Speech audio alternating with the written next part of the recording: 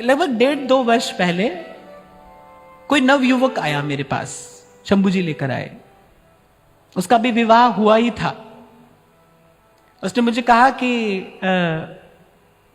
अच्छा लॉकडाउन की बात है ये, तो उसने मुझे कहा कि मैं लगभग 7-8 महीने से आपको सुन रहा हूं, मेरी इच्छा होती है कि मैं भजन करूं, बहुत इच्छा होती है कि मैं भजन करूं, और सत्संग सुनते सुनते ये इच्छा बलवती हुई है।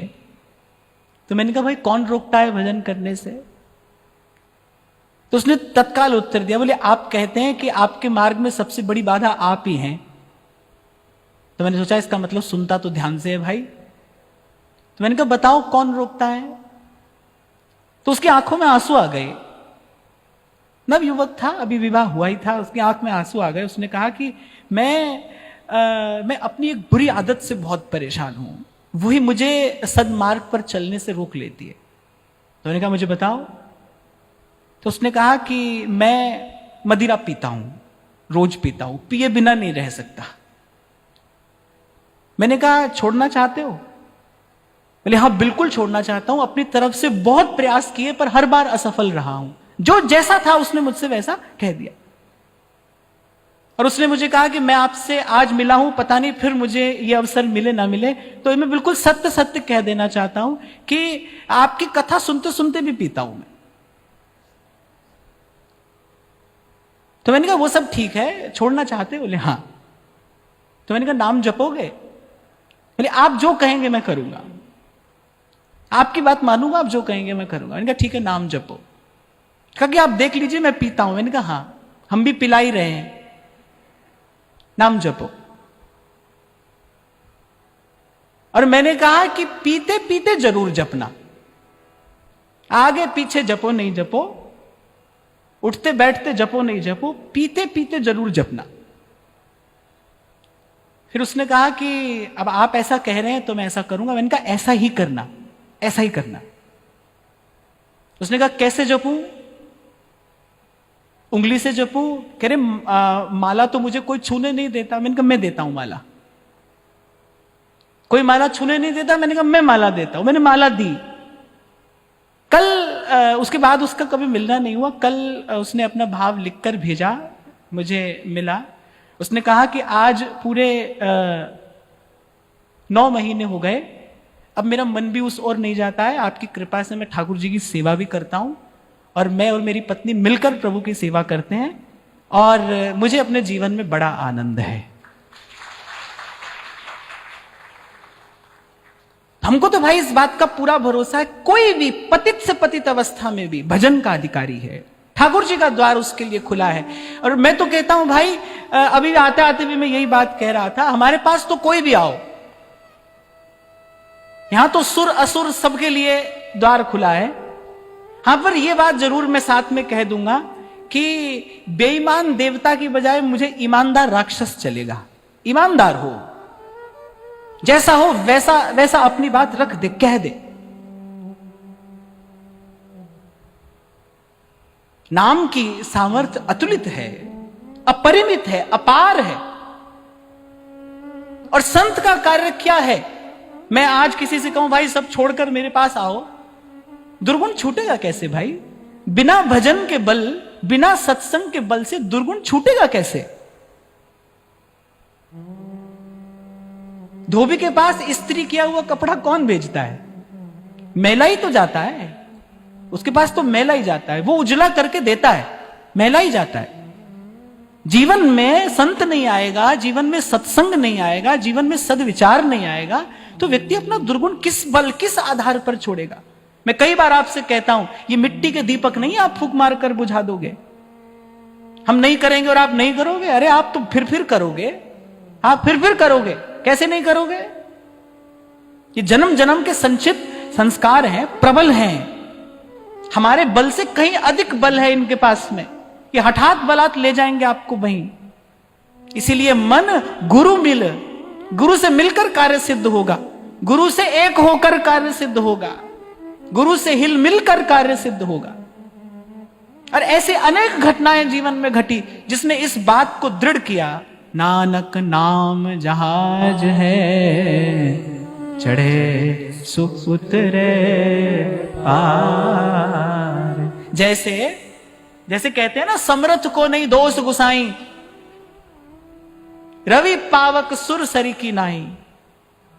गंगा जी को कोई मैला नहीं कर सकता। ऐसे ही कृष्ण केसरी को नाम एक बार लीने, ध्रुव पापी तिहु लोकन के छिन माही तरही। मैं तो कहता हूं ईमानदारी से आप बस इसके लिए तैयार हो जाओ कि हमको सद्मार्ग पर चलना है। आप बिल्कुल मत घबराओ। मेरे पास केवल एक नियम है और कुछ नहीं। एक नियम है, सांस सांस सिमरे गोविंद, मन अंतर की उतरे चिंत। और प्रभु से बस इतना कहना है कि राखो संतन पाछे। अरे जब वो बालक मेरे पास आया तो मैंने मन में सोचा, ये तो चलो भाई अपने मन की बात यथावत कह रहा है मुझसे, सच्चा हृदय तो है कम से कम, जैसा जीवन है वैसा कह तो दिया, लीपा पोती करके तो नहीं आया ना। और वहां संतों को जब मिले थे वाल्मीकि, उनको तो मनुष्य को काट देने में कोई संकोच नहीं था। बुद्ध को मिले अंगुलीमाल, कितने कितने क्रूर हृदय होंगे, कितने कठोर हृदय। और यहां नरवाहन आए श्री महाप्रभु जी के पास, तो वहां संत कह रहे हैं, उस दया आई उसको देखकर, बोली इतना पाप पंक में लिप्त ये जीव है, इतना मैला कुचैला है ये। फिर बेटा राम राम कहे, वो प्रयास कर रहा है, उसकी जिह्वा पर राम नाम नहीं आता। कहां घटी होगी ऐसी घटना? कितना पाप बढ़ा है उसके भीतर, कितना कलुष है कि नाम जिह्वा पर नहीं आ रहा है। पर संत कह रहे हैं भाई इस जीव को ऐसे छोड़ देंगे फिर इसका उद्धार करेगा कौन? अगर संत से उद्धार नहीं होगा तो फिर कैसे होगा? भक्तमाल में बड़ा सुंदर प्रसंग आता है ना वारमुखी जी का।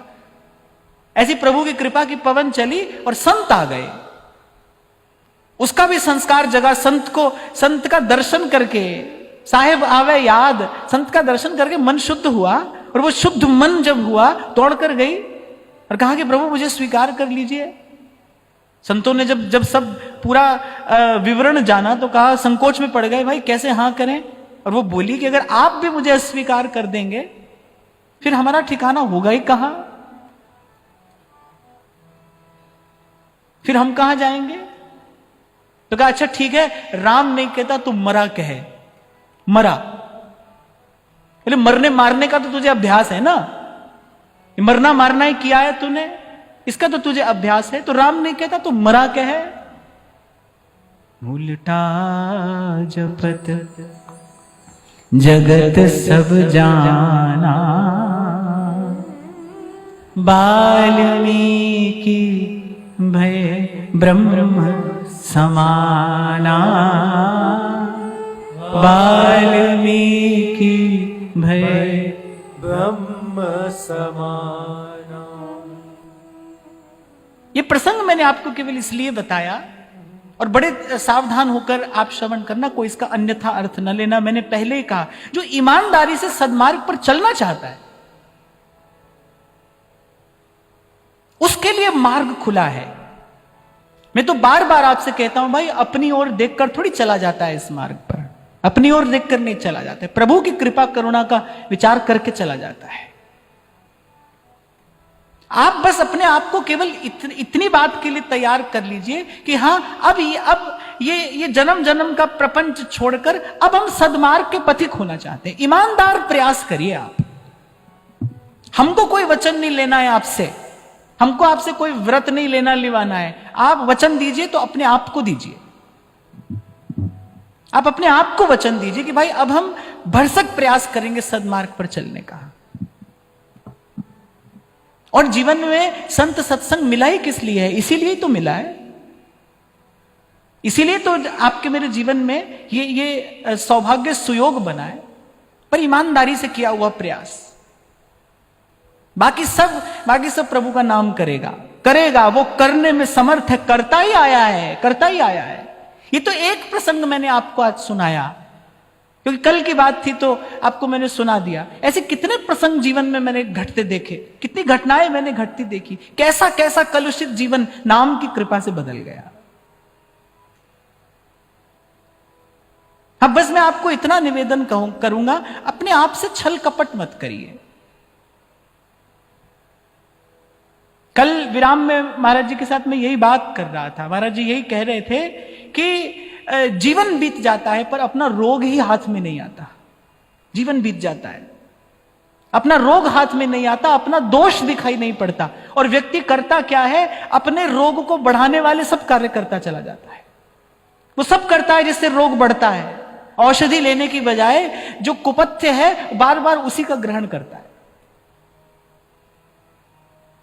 और इस सब का मार्जन संत कर देता है। अपने अपने वचन के, अपने अपने आभा मंडल के प्रकाश से संत कर देता है।